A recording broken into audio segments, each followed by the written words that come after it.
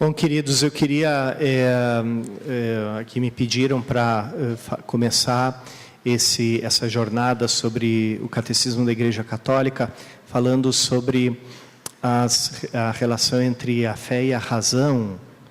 Eu não vou repetir aqui para vocês o que está no Catecismo, porque vocês têm o Catecismo, que quem não tem é obrigado a ter, senão não vai para o céu, tá? Então, consigam quanto antes o catecismo, baixem na internet, façam como quiserem, botem no celular, mas, por favor, quanto antes se tornem familiares do catecismo da Igreja Católica. Pelo menos do compêndio, se dá muita preguiça, você não consegue vencer a tua grande preguiça, compra o compêndio, que é em forma de pergunta e resposta e é mais reduzido. Tá? Mas isso é o mínimo do mínimo do mínimo do salva-vidas. Tá? Então, eu não vou repetir o que o Catecismo fala sobre a razão e a relação entre razão e a fé. Eu queria partir um pouco do estado atual da questão entre razão e fé. Tá? O Umberto Eco, o grande escritor, semiólogo, ele dizia que a forma mais eficaz de fazer sucesso numa palestra é você começar a dizer que aquele assunto que você vai falar não existe. Então, se você vai falar sobre economia, você diz, a economia não existe. E todo mundo fica, dá aquele impacto inicial, e aí você começa bem a palestra, né? Então, um pouco sem querer seguir o conselho do Umberto Eco, mas já seguindo, eu queria dizer que muito do que aquilo que a gente entende sobre a relação entre a razão e a fé, na verdade, é uma falsa questão. Porque aquilo que nos fez colocar a razão de um lado e a fé de outro, foi um tipo muito específico e muito reduzido de razão, que é justamente uma razão, uma forma de pensar que já de antemão exclui a fé. Então, aí você fala da razão por um lado e da fé para o outro, mas a tradição cristã, como a gente vai ver, nunca pensou dessa maneira a relação entre razão e fé. Então, quem inventou um problema entre razão e fé foi quem não tem fé. E, de certo modo, quem não tem razão também. Então, e aqui a gente entra já no problema da questão atual, que é o enorme problema com a razão que o mundo está vivendo, porque adotou uma tradição intelectual que leva para a barbárie, e aqui a gente só precisa assistir o jornal ou abrir o site do jornal ou abrir o jornal para se dar conta disso. E, por outro lado, essa razão, essa tradição que é muito problemática, colocou a fé num estado e num lugar onde a fé não consegue mais influir na vida. E essa tradição intelectual, ela penetrou de tal forma nas nossas cabeças, que a gente só consegue enxergar a própria fé cristã a partir do filtro que essa razão reduzida, equivocada, nos dá. De maneira que a gente acaba olhando para a nossa própria fé de uma forma reduzida, de uma forma equivocada e de uma forma que não conduz a lugar nenhum e só reforça o buraco negro Que catastrófico, né, que eu estou soando, né? Para onde a nossa civilização está se dirigindo. Então, para entender isso, a gente tem que entender onde se gerou a coisa. As pessoas, hoje em dia, é só como uma amostra, né, e um sinal de todo o equívoco de toda essa coisa, já partem do meio do caminho, não vão no início, já vão quase no final para tentar entender as coisas, que é a questão do direita e esquerda, progressista, conservador. Mas o que é a direita e a esquerda, é o progressista e o conservador? Eles são dois discursos dentro de um mesmo discurso e dentro de uma mesma lógica. Porque se a gente fala de esquerda, a gente fala de marxismo. O marxismo foi uma discussão sobre o liberalismo, que foi feita dentro da linguagem e dos moldes mentais do próprio liberalismo. E aqui a gente não vai entrar muito nessa questão, mas a consequência histórica foi lógico, porque aquilo que começou como comunismo terminou sempre historicamente, e isso é um fato histórico, terminou sempre como um capitalismo de Estado. Então tudo terminou no capitalismo, ou seja, o liberalismo engole tudo. O pensamento liberal engole tudo. E o próprio pensamento liberal é uma tradução de uma cultura, que é a cultura da modernidade. Quando é que surgiu a cultura da modernidade? Surgiu mais ou menos uns 500, 600 anos atrás. Com a renascença, a pós-renascença, o final do ideal do grande império cristão, porque até a queda de Constantinopla em 1453, ainda existia um ideal de um grande império romano cristão. E ali termina o ideal do império e começa o ideal dos reinos nacionais, separados uns dos outros. E aí começa essa maneira de pensar por compartimento. Então, a Europa deixa de ser o sonho, o projeto de um grande império cristão.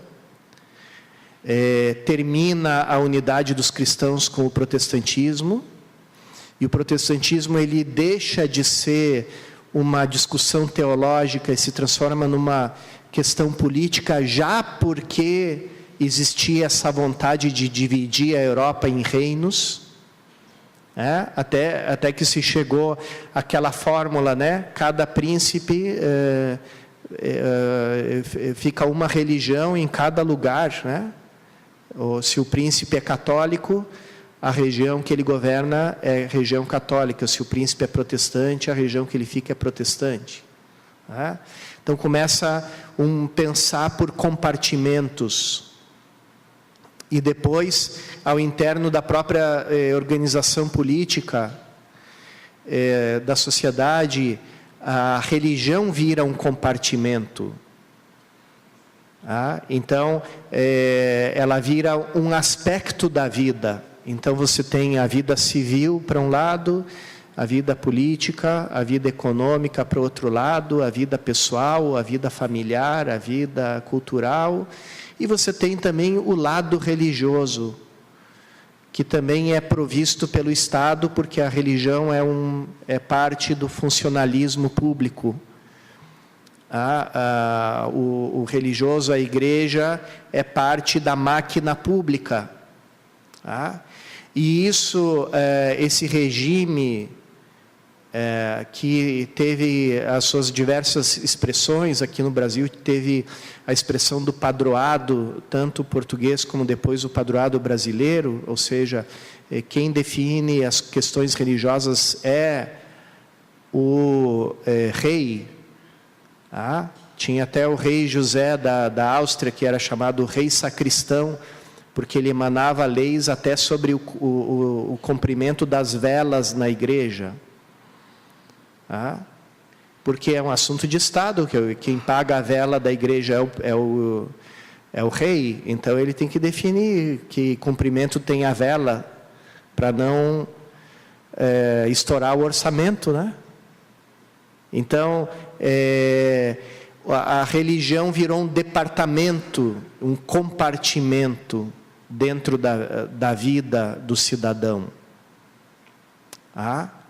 E é lógico que a Igreja Católica reagiu contra isso.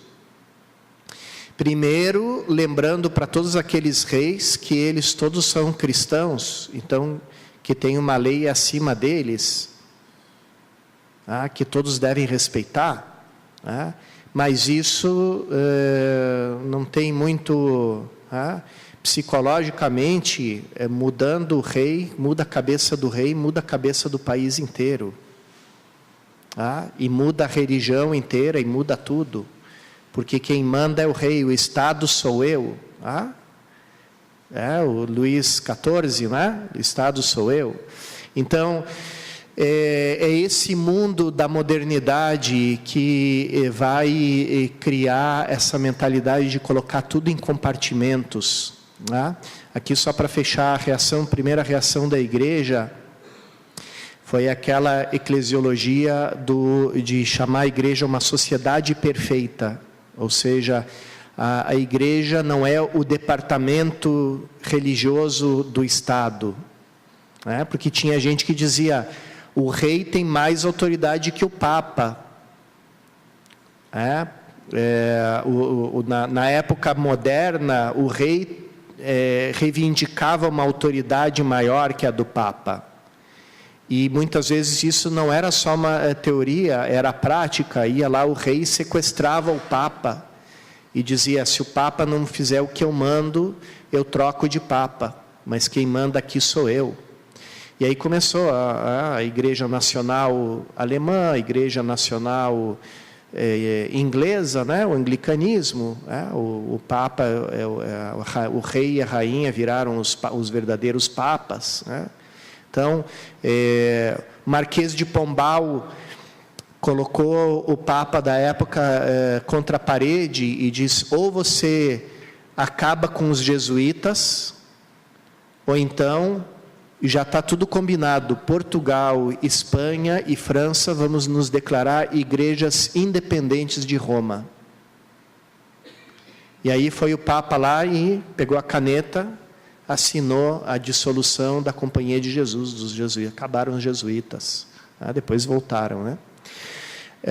Então, essa ideia de ver tudo em compartimentos também levou a ver a razão num compartimento e a fé em outro. Então, e aí começou essa operação de redução da razão. A razão moderna é uma razão reduzida. Ela se reduz, se autolimita.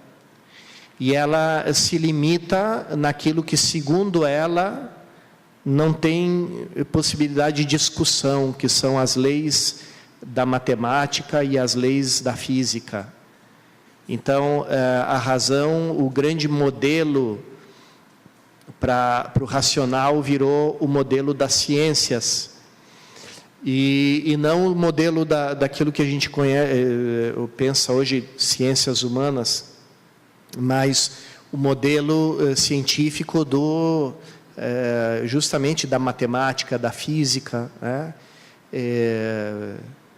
Que é toda a raiz do pensamento cartesiano, do pensamento de Kant, os grandes filósofos da modernidade e os filósofos do iluminismo. Então, eles que começaram a dizer a razão é a matemática, tudo que não for provado ao modelo da matemática e da física não existe, ou é puro sentimento, então fica fora, E entra na categoria do opinável, entra na categoria do subjetivo. E aí entra a fé e a religião.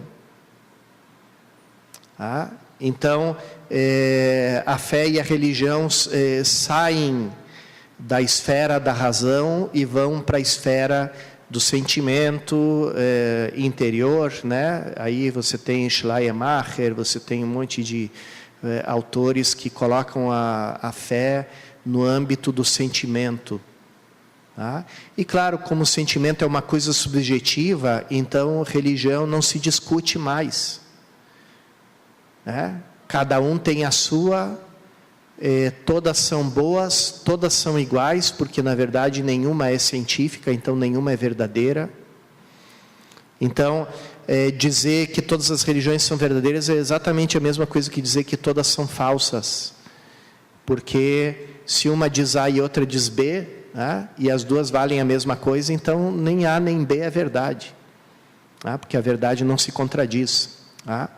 Então, e aí foi a tragédia, porque essa ideia, ela penetrou, porque aqui a gente está falando de uma coisa chamada, alguns chamam de razão moderna, outros chamam de razão secular, outros chamam de liberalismo, mas não no sentido reduzido que hoje se fala liberalismo, né? Porque liberalismo virou outra palavra ambígua, para o mundo de língua inglesa. Liberal quer dizer o sujeito que luta pelas minorias, pelo aborto, pelas pautas LGBT, etc. Esse é o liberal. E para o mundo latino-americano, liberal quer dizer conservador. Então, que é o que defende a autonomia do mercado perante o Estado. Então, ele não quer um Estado doutrinador. E por isso ele é liberal. Não é assim? Então, essa palavra, só que os dois estão dentro do mesmo discurso de fundo, porque eles estão compartilhando os mesmos pressupostos, e o pressuposto é esse. Religião é um fato privado, porque não pertence à esfera da razão, pertence à esfera do sentimento. Então, e aí dentro desse pressuposto é que você consegue botar a razão para um lado e a fé para o outro. Então você diz, a fé é compatível com a razão é compatível com a fé, e aí vira essa coisa. Aí Kant escreve a religião dentro dos limites da razão pura. E começa ali o germe de uma ideia que depois vai ser desenvolvida por Tillich, que é o teólogo da morte de Deus, que vai dizer assim, no mundo de hoje, no mundo secularizado, no mundo dominado pela razão, não tem mais lugar para a religião, não tem mais lugar para Deus. Já Nietzsche já tinha dito isso, né? De todos os pensadores, o mais lúcido foi o Nietzsche, porque ele diz, Deus morreu na consciência da Europa e aí se aproxima o desastre. O mundo vai voltar para o caos, o mundo vai ir para o buraco, porque deixou de crer em Deus. E o próprio Nietzsche era um ateu, né?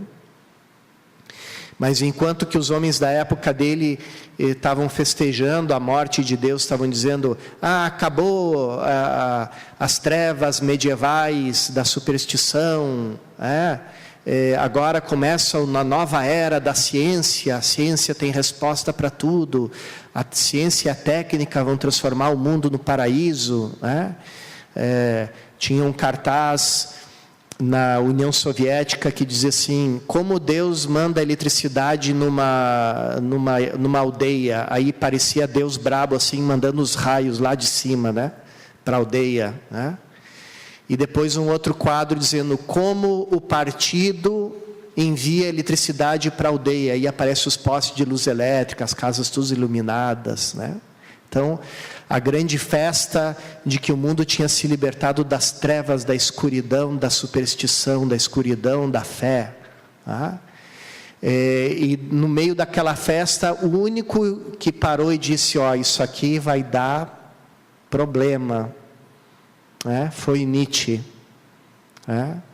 Então, Tillich, que é um teólogo protestante, ele disse, no mundo que não tem mais lugar para a fé, que não tem mais lugar para a religião, que sentido ainda sobra para a igreja, e para as igrejas e para as religiões?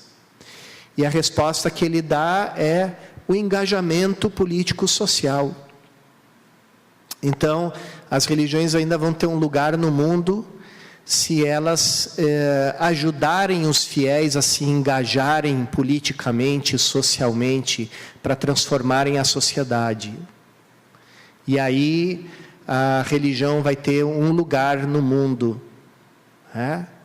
Porque o mundo sempre, essa é um pouco a ideia dos ateus, dos agnósticos, né? Eles dizem assim, as pessoas fortes sabem que Deus não existe e que a vida não tem sentido, e sabem encarar essa realidade dura. Você vai morrer e não tem mais nada, acabou, não tem Deus, não tem nada. Então procura construir o paraíso na terra. Mas tem as pessoas fracas, que são muito sentimentais, que dizem assim, ai meu Deus, a minha vida não tem sentido, o que eu vou fazer agora sem Deus, sem sentido na minha vida? São as pessoas de psicologia fraca. Então para elas a religião é uma boa, porque ela diz assim, olha, Papai do céu mandou você construir um mundo melhor aqui na terra. Aí o sujeito vai e diz assim, eu vou construir um mundo melhor porque o Papai do céu me mandou. Então, é esse o lugar que a modernidade ainda dá para a religião. Um lugar de linha auxiliar de algum projeto sociopolítico, e aí seja de direita, seja de esquerda, tanto faz. Porque no momento que a igreja se atrela a um projeto e se coloca debaixo de um projeto, seja qual for, mesmo que esse projeto esteja cheio de valores cristãos, a igreja se tornou escrava. Tem um teólogo muito interessante, anglicano, John Milbank, e que ele diz assim, o pecado da teologia atual é a sua falsa humildade.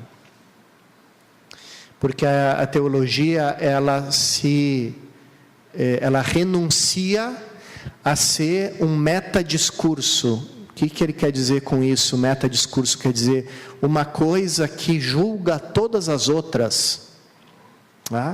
Então, como a teologia deixa de ser aquele saber que julga os outros saberes, e ela diz assim, não, eu não sou tão importante assim, eu vou lá para baixo. Aí ela deixa a cadeira vazia lá de cima, e como a nossa mente precisa de um princípio organizador, essa cadeira vazia vai ser preenchida, ponham pelo que quiser, pela ideologia, pela filosofia, pela política, pela economia, e que aí vai assinalar e apontar um lugar restrito, um compartimento, de novo, aquela coisa do compartimento. Pega e coloca a fé num compartimento, e diz, você cuida dessas coisas. Então, a razão moderna, ela obriga a pessoa de fé a viver a dois caminhos, Ou você vive uma fé puramente, entre aspas, espiritual, e você se refugia numa fé, numa piedade individual, que não afeta em nada a tua vida, porque você vai viver como pagão, não vai assustar ninguém, não vai criar problema para ninguém, vai virar aquele bom cidadão, aquele gentleman medíocre, que não sai da média, mas aí você chega em casa e está lá o teu altarzinho cheio de santos, cheio de terço pendurado, cheio de coisa, né? Então, a fé é totalmente sobrenatural, desencarnada, que não afeta a vida. Ou, por outro lado, você diz assim, não, a minha fé tem que ter uma tradução, porque eu tenho que viver ela na prática. Só que, como você já está com o teu cérebro lavado já na razão moderna, você só vai encontrar uma maneira de encarnar a tua fé, que é em algum dos moldes que a modernidade te oferece, ou do engajamento político, de esquerda ou de direita, ou na visão da igreja como um grande negócio, como uma grande empresa, a evangelização como a busca de aumento da clientela, do público-alvo. E onde você transforma o fiel num cliente, e você não cria comunidade, mas você vira um negócio com um cliente. E aí vem aquela coisa assim, vamos encher a igreja, eu vou dar cerveja de graça para todo mundo, vamos ver se não enche a igreja. Claro que vai encher a igreja, cerveja é de graça para todo mundo. Então, ou a igreja entra no molde do Estado, com toda a sua burocracia, os seus planos, quando o clero vai fazer reuniões de pastoral, o que ele faz? Ele começa com a análise da realidade. Aí ele começa com uma análise da realidade pautada no quê? Nas ciências sociais. Porque como a igreja é de outro mundo, ela não tem nada que dizer do mundo que a gente está vivendo. Então a gente precisa, para entender o mundo que a gente está vivendo, a gente precisa das ciências sociais, das ciências auxiliares. E aí, a partir das ciências auxiliares, que já são uma forma totalmente mergulhada na mentalidade moderna, na mentalidade liberal, na mentalidade deste mundo, a gente já olha com aquele filtro a realidade e olha de novo para a ação da igreja e dá uma resposta totalmente da mentalidade do mundo, que é criar um belo organograma, um belo plano de ação, um belo plano pastoral, triênio, biênio, não sei o quê, plano quinquenal. Então, a gente entra na típica mentalidade burocrática, achando que a burocracia no molde estatal vai salvar a igreja e por meio da igreja vai salvar a humanidade. Quando simplesmente ali é a igreja deixando de ser luz, é a igreja deixando de ser sal. Porque ela está entrando num molde que não é da igreja. Não foi nada disso que Jesus nos ensinou. Não foi nada disso que os primeiros cristãos viveram. Vocês conseguem imaginar os cristãos dos primeiros séculos fazendo conspiração para chegarem até o auge do Império Romano e um cristão virar imperador romano?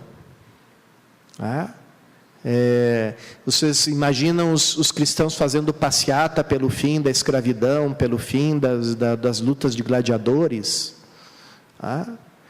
Não, os cristãos eles se dedicavam a uma coisa só, a serem cristãos. E foi isso que sempre salvou a igreja. Que na igreja nunca faltou o sopro do Espírito Santo, para que um punhado de pessoas, pelo menos, pare um instante e diga: espera aí, mas o que significa ser cristão? E esses são os santos. E os santos provocaram um enorme impacto na história, na vida da sociedade.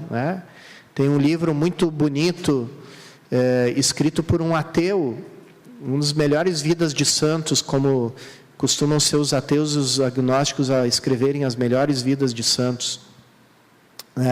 Melhor vida de Santa Joana d'Arc foi escrita pelo agnóstico Érico Veríssimo. A melhor história de Lourdes foi escrita pelo judeu Franz Werfel.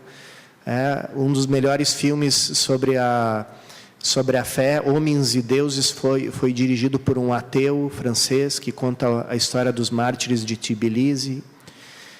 E esse que eu estou falando chama Os Santos que Abalaram o Mundo, René Fulop Miller.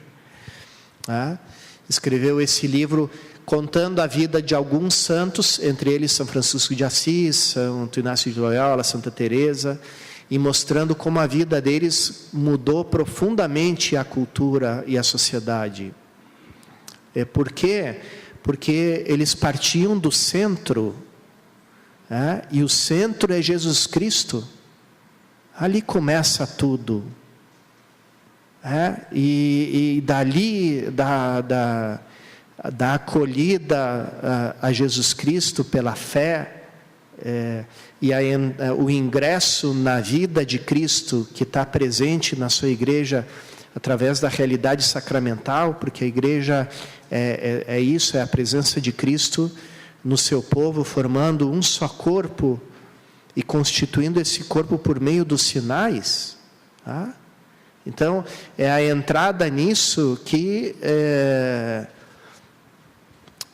produz cultura, e que transforma a cultura, e que transforma a realidade. Porque com todo o aparato científico do estilo mecânico, matemático que o mundo tem hoje, eles deixam de fora o essencial do ser humano, que é Cristo. Porque é só Cristo que revela plenamente o homem ao homem.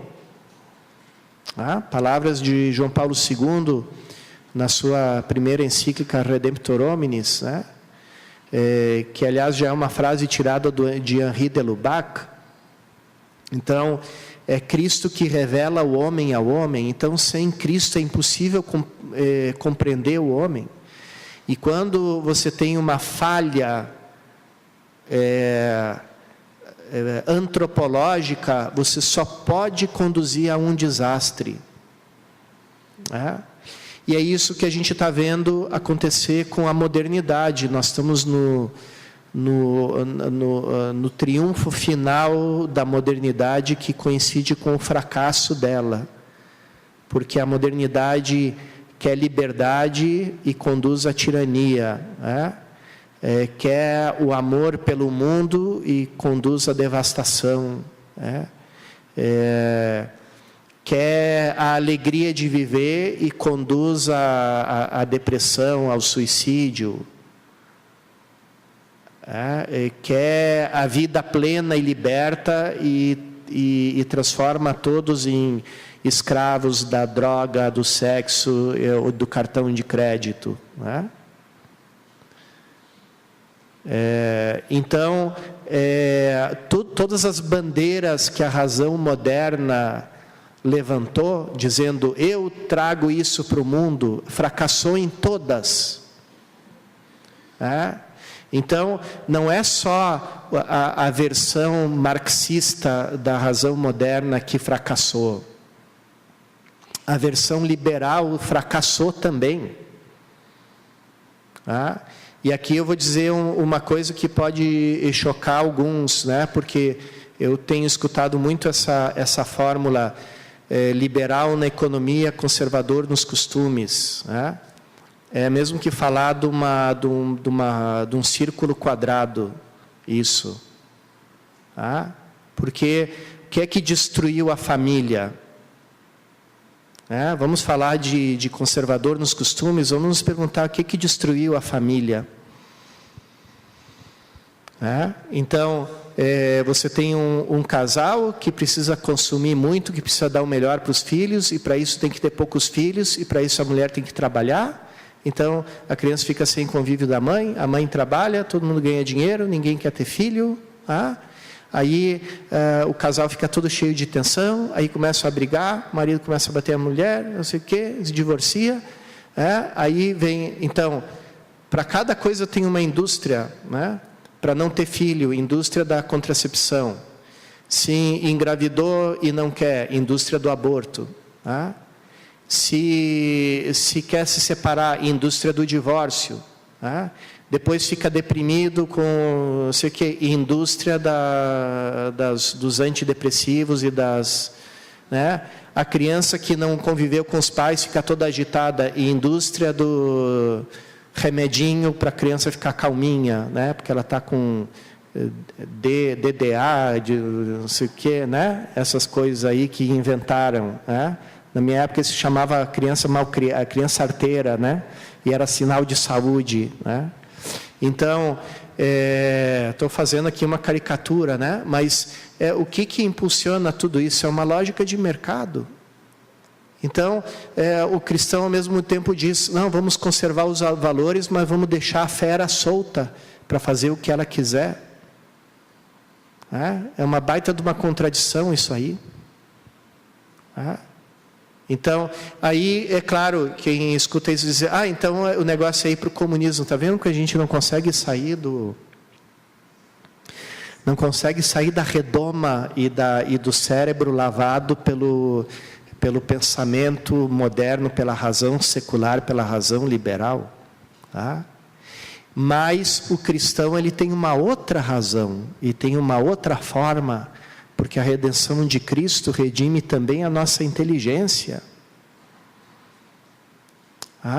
Então, se a gente volta para o mundo antigo, a gente entende o que o cristão fez pela razão.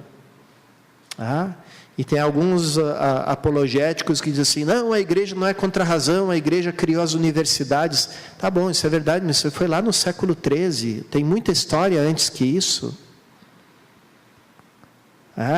Porque o que era a razão no mundo antigo? O estado das coisas na época do helenismo. Era o ser humano diante da morte. Porque o grande problema é o problema da morte. Então, tem o problema da morte diante dos olhos, o que eu faço? Então, tinham basicamente 3 soluções aqui, um pouco para ser moderno e compartimentar as coisas, tinha a versão estoica, que era, eu vou ser uma pessoa honrada na vida, e vou cumprir o meu dever diante da vida, e isso vai dar um sentido para a minha vida, cumprir o meu dever. A melhor imagem disso é aquela que encontraram em Pompeia, o soldado romano carbonizado, mas não contorcido como os outros que encontraram, lá em Pompeia, todo mundo sofrendo, atirado no chão, assim, com umas poses de desespero. Encontraram um soldado assim, de pé, com a lança. Tipo, veio o vulcão em cima de mim, veio as cinzas e a lava veio em cima de mim, e eu fiquei aqui cumprindo o meu dever, enfrentando a morte. Essa era a solução estoica. Tinha a solução epicurista, que era, olha, a vida é curta, aproveita o dia, carpe diem. Aproveita os prazeres que a vida te dá. Então, quanto mais prazer, melhor. Por isso os estoicos chamavam os epicuristas de porcos, porque viviam atirados nos prazeres. Então, a vida é aquela grande festa do fim do mundo. E no meio disso tinham as pessoas religiosas. ou supersticiosas, que tinham a ideia, o molde da religião pagã. E como é que era a mentalidade da religião pagã? Era assim: olha, lá no alto tem alguma coisa que eu não sei o que é, mas existe, que é o que meio que manda em tudo por aqui. Então, para viver essa minha vida, que também um dia vai acabar, da melhor maneira possível, vou tentar colocar essas forças aqui do meu lado. Então, eu ofereço sacrifícios, eu dirijo orações públicas. Essa coisa tem um nome em Roma, que são os deuses de Roma, tem outros nomes na Grécia, os deuses de gregos, tem outro nome no Egito. Eu posso muito bem rezar para Apolo na Grécia ou em Roma, e rezar para Amon-Ra no Egito. Porque no fundo aquilo é só uma interface. O que tem lá em cima ninguém sabe. Então tinha um Deus que era desconhecido, mas era cultuado na religião. E tinha os filósofos que diziam: não, essa coisa toda desses deuses que ficam brigando uns com os outros, namoram uns com os outros, se divorciam, brigam, cometem adultério, isso é uma grande bobagem. Só existe um Deus, esse Deus não é humano, e esse Deus nem conhece os seres humanos. Então, a gente nem pode falar com Ele, e Ele também não pode falar conosco, porque Ele nem nos conhece, Ele está lá longe. E no meio desse panorama religioso, tinha um único povo que pensava diferente, que era o povo judeu, que dizia: não, existe sim um só Deus, os outros deuses são criações humanas, mas existe um só Deus que criou tudo, e esse Deus fez aliança conosco, fez aliança com Israel. Então, ali, aquele mundo encontrava um pouco de razão, um pouco de sensatez, só que os pagãos não podiam virar judeus, porque judeu não era só o que acreditava em Deus, no Deus único, no Deus de Israel, mas ele tinha que ser judeu de raça também. Então, quem não era judeu de raça virava prosélito, que era um sujeito de raça pagã e de religião judaica. E ele era sempre um cidadão de segunda classe dentro do judaísmo. Algumas coisas ele podia participar junto com os judeus e outras não, porque ele não era da raça. E aí, no meio daquilo tudo, aparece o cristianismo. Aparece o anúncio cristão, e que diz: não, Deus mandou o seu Filho, e Ele acabou com esse muro de separação entre os judeus e os pagãos, e criou um único povo, que é feito de todas as raças, de todas as línguas. E esse povo é um povo criado de novo, que um povo que passa pela morte de Cristo e começa a viver a ressurreição de Cristo. Então é um povo que vive com uma outra lógica, com uma outra vida, que tanto admirava os pagãos, porque a sociedade pagã era altamente violenta. Nós estamos voltando a isso, porque à medida que o mundo vai se repaganizando, ele vai se tornando de novo igual como era o mundo antigo. Então, vai se repaganizando, e na época, o que os pagãos mais admiravam dos cristãos era o amor que eles tinham entre eles, e o amor que eles tinham com os outros, e o amor que eles tinham pelos inimigos. Porque eles mostravam por aquele amor que eles não tinham medo de morrer. Se uma criança nascia com defeito numa casa, a primeira coisa que o pai da criança fazia era atirar ela pela janela. Ou os mais compassivos pegavam a criança e botavam ela no meio do campo, num cestinho, aí o primeiro bicho que aparecesse levava. Isso era o costume de expor as crianças. Então o pai estava esperando um menino, nasceu menina, expõe ela. Iam lá os cristãos e adotavam aquela criança. Dava uma peste na cidade, todo mundo fugia, e ficavam os cristãos, ajudando lá, alimentando, tentando curar aqueles homens que eram pagãos, que eram inimigos, que detestavam os cristãos, que chamavam os cristãos das piores coisas. E estavam eles ajudando lá, e muitas vezes eles pegando as mesmas infecções e morrendo juntos. Então, esse era o assombro do mundo antigo com o cristão. Dizia: vocês têm uma coisa que ninguém entende, que ninguém tem, que ninguém sabe como é que vocês têm isso, que ninguém sabe como é que vocês vivem desse jeito. E a gente precisa saber o que é isso, de onde vem essa beleza, de onde vem essa vida que vocês têm. E essa vida que foi conquistando o mundo. E essa é a única vida que é capaz de conquistar o mundo para Cristo. E é capaz de chamar todos os nossos irmãos e irmãs para a igreja de Cristo. É a única força ainda. Mas para isso a gente tem que um pouco se despojar de todas essas categorias que são do mundo, que não são nossas, que não são a nossa inteligência.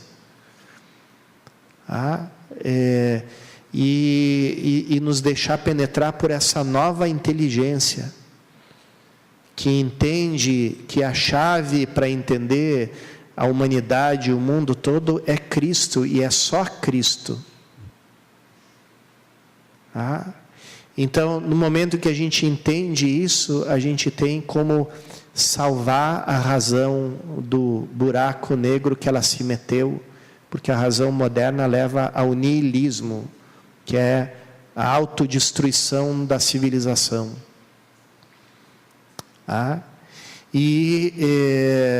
Então, a fé cristã, ela é razão, porque ela é o próprio Logos de Deus encarnado, que é Jesus Cristo.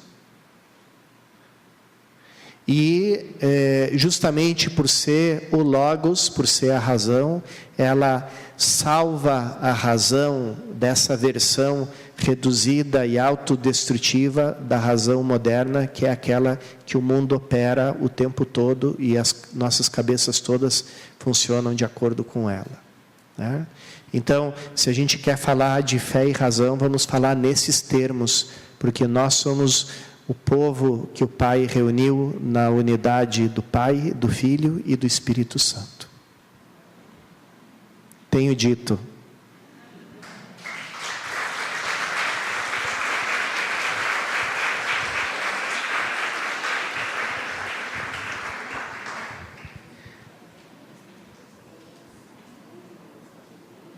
Perguntas?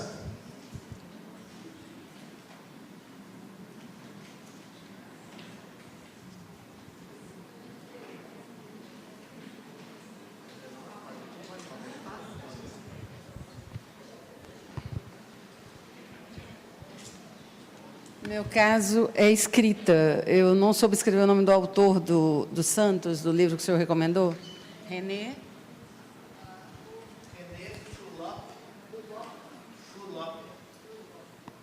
F-U com trema, 2 L's, O-P, René Fulop Miller.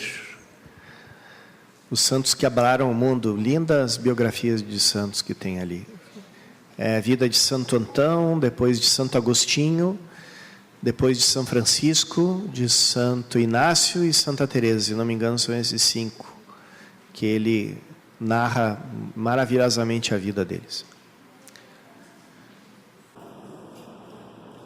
Diante desse quadro que o senhor falou, catastrófico, aí, há solução, há uma saída? Porque eu vejo que a igreja, eu falo aqui no Brasil, né, os nossos padres, os bispos, eles estão pregando essa razão e fé só pelo lado da razão. Os milagres estão sendo vulgarizados. Eu vejo isso em homilias. Os nossos bispos, depois do Concílio Vaticano II, abandonaram São Tomás de Aquino, né, que foi o homem que ligou fé e razão mais aproximadamente, né? Se os milagres são a razão vista pela fé mais próxima, então a razão moderna, ela coloca um dilema para a igreja, que é assim: ou a igreja fala com a sua linguagem e ninguém entende, ou ela tenta traduzir em termos seculares a sua mensagem. E quando ela traduz em termos seculares a sua mensagem, a mensagem fica tão secular, mas tão secular, que todo mundo pergunta: mas precisou da igreja para dizer isso? Então, se a finalidade da igreja é ter um mundo melhor, tem muitos lugares tem muitos países que há 50 anos atrás as pessoas estavam matando gato e cachorro para poder sobreviver. E hoje são países riquíssimos em todos os sentidos. Em vida, em cidadania, em democracia, em dinheiro, em emprego pleno, em tudo, né? Pensa na Finlândia, na Dinamarca, na Noruega, esses países. Aí você vai ver o quanto de cristãos tem lá. Não tem quase cristão nenhum. Tem 1% de cristão, e quando você vai falar com eles dizem: a igreja precisa mudar, precisa não sei o que, aí precisa fazer tudo o que o mundo secular quer que ela faça, e do jeito que ele quer que ela seja. Então, não fizeram isso a partir de Cristo, fizeram a partir de uma consciência cidadã. Claro que ali tem um substrato cultural cristão e tal, mas a referência imediata deles não foi Cristo, foi... pelo contrário, né? O mundo cristão levou a Europa para 2 guerras mundiais. Onde é que estava Cristo ali? Onde é que estava Cristo nos campos de concentração? Nas bombas, nessa carnificina que foi? A Europa já era ateia há muito tempo. Então, vamos construir isso aqui com as nossas forças mesmo, do nosso jeito. Usando a ética humana, normal, de todo mundo. E agora, isso responde... aí você encontra que essas mesmas sociedades que são abundantes, tem um monte de gente se suicidando, um monte de gente deprimida, um monte de gente que não sabe qual é o sentido da vida, um monte de gente que envelheceu ainda jovem, né? Então você diz, para isso, essa é a vida que Jesus diz quando ele fala: eu vim para que todos tenham vida em abundância. E esse é o problema, porque se a gente diz, eu vim para que todos tenham vida e vida em abundância, e aí alguém que não é cristão pergunta: mas que vida é essa? Aí o católico, muito caridoso, tenta explicar em termos que o não católico consiga entender e diz: não, a vida em abundância é trabalho para todos, é emprego para todos, é uma boa casa, é pão, é comida para todos, é inclusão, cidadania, ecologia. Aí o pagão vai nos olhar com uma cara de tacho e diz assim: não, mas para nada disso não precisa acreditar em Deus, basta eu ser um bom cidadão. Então ali a igreja já está reduzida à inutilidade, à irrelevância. Então vejam, essa é a armadilha que a razão moderna colocou a igreja, e que nós todos entramos nessa ratoeira como ratinhos inocentes, né? A gente entrou aí sem se dar conta, e agora a gente não sabe mais como sair disso, né? Então, como sair disso? Voltar ao centro, voltar a Cristo.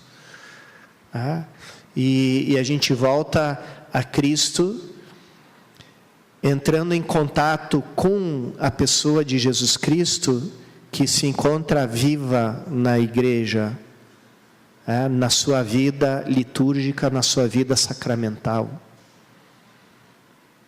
Então, se eu fosse dizer qual é o ponto de partida para reconstruir a igreja e para reconstruir, por assim dizer, a civilização, porque a igreja está sempre salvando a civilização, eu diria, o que faz, qual é o ponto de partida? Eu diria, a liturgia.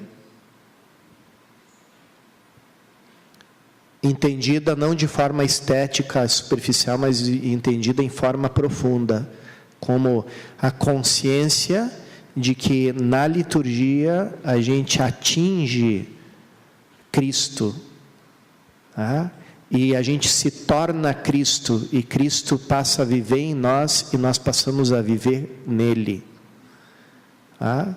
Então, mas é um caminho muito longo para se percorrer ainda, né?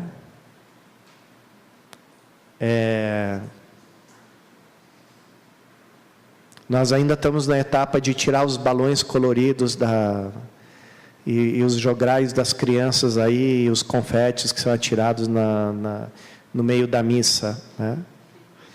Não que isso em si seja o grande pecado, mas por aquilo que revela, que a gente transformou a liturgia no encontro fraterno entre irmãos, na forma da comunidade se auto-celebrar, né? Irmão, é bom se encontrar sempre de novo, irmão, é bom celebrar a vida do povo, né? Que até daria para entender da forma certa se a gente entende que a vida do povo é Cristo, que nós somos o povo de Deus e que nós vivemos em Cristo e Cristo vive em nós e Ele comunica a sua vida a nós na Eucaristia. Aí tem sentido esse canto. Senão, é nós nos auto-celebrando, e aí diz aí, então, para quê? Aí começam aquelas perguntas que não tem resposta. E por que, então, ao invés do padre, não é um fiel comum que celebra a Eucaristia? Para começar, por que não uma mulher, ao invés de só homem ser padre? E começam essas perguntas, entende? Porque toda a lógica sacramental já foi abandonada e a gente já olha para a igreja como uma realidade sociológica. Então, somos uma sociedade, uma ONG dedicada a criar um mundo melhor, social, político, economicamente, por meio de um discurso religioso que é bom para os fracos. Então, aí a gente não vai para lugar nenhum por aí. Daí a gente não sai mais. Então, é o que eu diria, voltar ao centro, voltar à experiência de Cristo vivo e atuante na sua igreja, nesse núcleo que é a liturgia, que é a presença sacramental de Cristo no meio da sua igreja, manifestando que Cristo e a igreja são um só, como o homem e a mulher são uma só carne, o novo Adão, que é Cristo, e a nova Eva, que é a igreja, são uma só carne. Ali a gente começa a fazer tudo de novo. Olha, gente, existem maneiras e maneiras de viver a campanha da fraternidade. A campanha da fraternidade, a gente pode dar uma interpretação para ela plenamente de acordo com a vida cristã. Que o cristão se preocupa com os outros, se preocupa com o bem comum, e a quaresma é uma época de viver e praticar a caridade. Então, a caridade não tem só uma dimensão interpessoal, mas tem uma dimensão familiar, uma dimensão comunitária, uma dimensão social também. Então, agora, se a gente olha para a campanha da fraternidade com o filtro dessa razão aí, da razão secular, a gente diz, a campanha da fraternidade é a razão de ser da igreja, porque a igreja nada mais é do que um projeto de construção de uma sociedade melhor, de um mundo melhor. Então, depende da maneira como você vê. Você pode ver ela a partir da fé, a partir né, da vida em Cristo, ou você pode ver ela dessa forma rasa, que depois não leva a lugar nenhum, né? Porque a gente já vê que essa coisa de dizer primeiro dá pão e depois fala de Cristo não funciona. Porque se você dá pão para quem não é de Cristo, o cara vai pegar todo o pão, vai roubar dos outros, vai dar briga, todo mundo vai se matar, e aí todo mundo fica sem pão e sem Cristo, né? Bem, oi, uma última? Sim, a última. Tem que ser. Não tem não? Padre Celso, boa noite, hein? Enquanto o senhor falava entre razão, né, e fé, me passou um filme assim na minha cabeça da história do povo de Israel, né? E eu me lembro pouco que eu conheço, em certo momento, dentro da aliança feita com os israelitas, Deus estipulou uma forma de viver, que foi os tribais, né? As famílias vivendo em comunidade tribal, né? Cada um daqueles 12 tinha lá a tribo deles e tinha a formação lá, pelo que pouco eu sei, vivia em 50, 70 pessoas cada local, né? Onde os homens, cada um com suas funções, não tinha preguiçoso lá, todos produziam, os homens tinham as suas funções, as mulheres, e todos se alimentavam bem, todos felizes, louvavam a Deus e cumpriam a aliança, e eram muito felizes. E chegou um dia que eles pediram o rei, né? Daí para frente, eles acabaram na escravidão, né? E isso está acontecendo hoje, né? E, ao mesmo tempo, me passou também que hoje nós temos 7 bilhões de seres humanos para viver, né? Uma previsão em 2050 de 10 bilhões. Não dá para viver mais em tribo, né? E aí? Assim, o senhor pode comentar alguma coisa?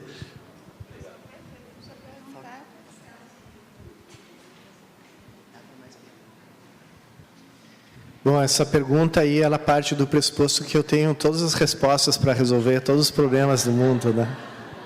Não, mas vamos lá. É muito boa essa tua reflexão, porque o que o povo de Israel, ele quis, quando quis o rei, ele disse, queremos ser como os outros povos. E aí, essa é a tentação do cristão também, é de não ser a sal da terra e luz do mundo, mas ser igual como os outros. Então, é incrível como, às vezes, eu já vi isso em grupo de jovem, né? O jovem quer fazer propaganda de Cristo para os outros assim, olha só, gente, não tenho medo de vir para Cristo. Quem vem para Cristo pode fazer a mesma coisa que os outros. Não tem nem nada que te impede. Você não vai mudar nada da tua vida, né? E eu disse assim, puxa, que propaganda incrível, né? Incrível, né? E é lógico que essa é a tentação, né? Agora, quando Deus permite o rei, Ele também suscita o profeta. E o profeta vai ser aquela eterna pedra no sapato do rei que vai dizer assim, não, olha, tem Deus lá em cima, você não pode fazer tudo o que quiser, não. Tem um lá no alto que manda mais que você. E se você não levar isso em conta, vai ser pior para ti. E aí começou aquela guerra entre os reis e os profetas, né? Os reis perseguindo os profetas mas os profetas não deixavam de falar a verdade. Então, de certo modo, a igreja tem esse chamado também, de ser no sentido verdadeiro da palavra, não no sentido, muitas vezes, politizado, que acabou virando essa expressão, ser a voz profética no mundo. De dizer, não, esse esquema que vocês estão vivendo, tem algo a mais do que isso, tem uma outra forma de entender as coisas que não obedece a essas leis que o mundo obedece, e que são justamente essa outra obediência a Deus é a que salva. E salva até no sentido, digamos, até na questão material, porque realmente o estilo de vida esbanjador que a lógica do mercado propõe, ele não permite que o mundo tenha condições dignas para todos.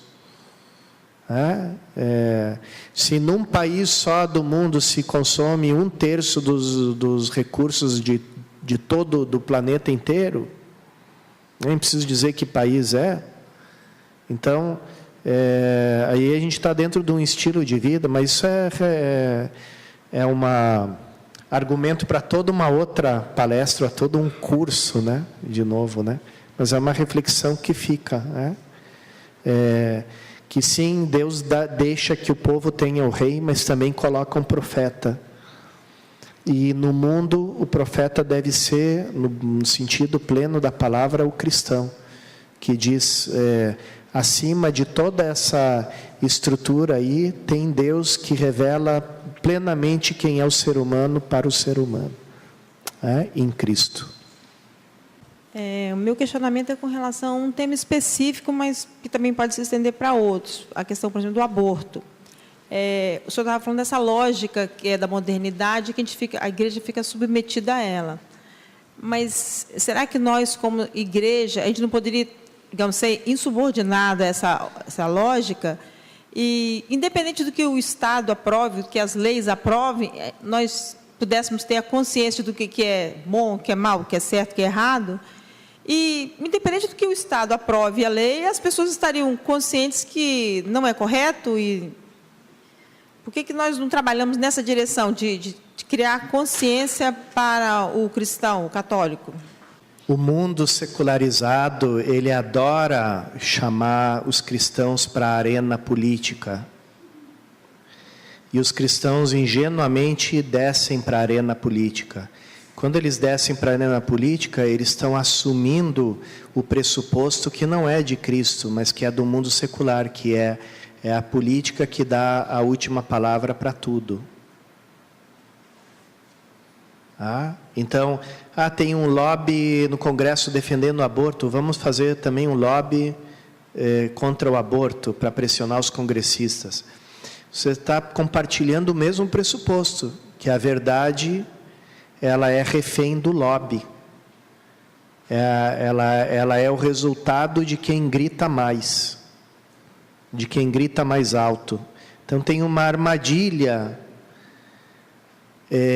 mesmo quando existem causas justas para ser defendidas, tem que ter muito discernimento para não cair nessa armadilha. Porque o mundo secular, ele adora colocar a igreja alinhada com um discurso político. A igreja é de direita ou a igreja é de esquerda? Então, e esse é a terrível armadilha, e a gente cai nela com uma ingenuidade tremenda, não é? Depois, eu tenho outra observação para fazer sobre a causa do aborto, porque eu mesmo militei assim na questão pró-vida de uma forma muito intensa durante um bom tempo, né? E, logicamente, continuo defendendo a vida e lutando pela vida de todas as formas, né? Mas quando a igreja quer parar o aborto, é como um sujeito que vai no trilho do trem e vem o trem se aproximando a 80 km por hora e o sujeito faz assim, para parar o trem em movimento. Porque a gente deixou passar o casamento como mero contrato, a gente deixou passar o divórcio, a gente deixou passar a revolução sexual, a gente deixou passar todo o permissivismo sexual que existe, né? Os pais católicos botam cama de casal no quarto dos filhos, porque é melhor ele estar aqui com a namoradinha do que ir para um motel lá que sei lá onde é que fica. Então é melhor ele estar aqui em casa com a namoradinha dele. Então os pais já ensinam os filhos e as filhas a camisinha, a pílula, não sei o quê. E todo mundo sabe que a sociedade contraceptiva o aborto é uma parte necessária, essencial da sociedade contraceptiva e da cultura contraceptiva. Porque a contracepção, se ela é feita de forma perfeita, ela já tem margem de erro. Imagina no caso do ser humano, né? Quer dizer, querer que o adolescente use os meios contraceptivos de maneira perfeita é a mesma coisa que querer que ele tenha o quarto dele sempre arrumado e as coisas dele sempre em ordem. Ele não faz isso, não vai fazer. Tá? Então, a sociedade contraceptiva precisa de uma porta dos fundos, que é o aborto. Né? Então, a gente deixou crescer toda essa cultura, a gente deixou crescer toda essa indústria. E agora, no final de tudo, a gente diz, não, aborto não. Né? Estamos certos nós, né? Aborto não, mas é fazer assim para um trem que está andando a 80 km por hora. Então, essa é uma luta que já está perdida. Tá? É mais tempo, menos tempo, vai ter o aborto liberado no mundo inteiro. Tá? A gente só vai fazer ganhar tempo. E enquanto nós ganhamos tempo, nós entramos no esquema político a igreja é de direita, a igreja conservadora, a igreja, né? Que é o jogo, porque a esquerda precisa da direita e a direita precisa da esquerda, porque a política se faz com o inimigo. Então a gente entra no baile. Então voltamos a ser um mecanismo social da sociedade, né? Voltamos a ser uma peça na engrenagem, né? Como nos tempos do padroado. Então a gente tem que ter esse discernimento, eu digo, não calar diante da tragédia, do absurdo que é o aborto, né? E dar o nosso testemunho, falar a verdade sobre o aborto, né? Mas saber em que estado está a coisa. Que a coisa é assim como eu vejo. Se alguém vê diferente, eu até fico feliz de estar errado. Vamos terminar? Sim? Mais uma? Sim?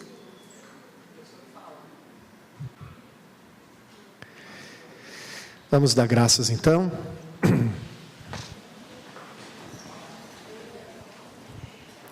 Em nome do Pai, e do Filho, e do Espírito Santo, nós vos damos graças, Senhor, por todos os vossos benefícios, vós que viveis e reinais pelos séculos dos séculos. O Senhor esteja convosco. Abençoe-vos o Deus Todo-Poderoso, Pai e Filho e Espírito Santo.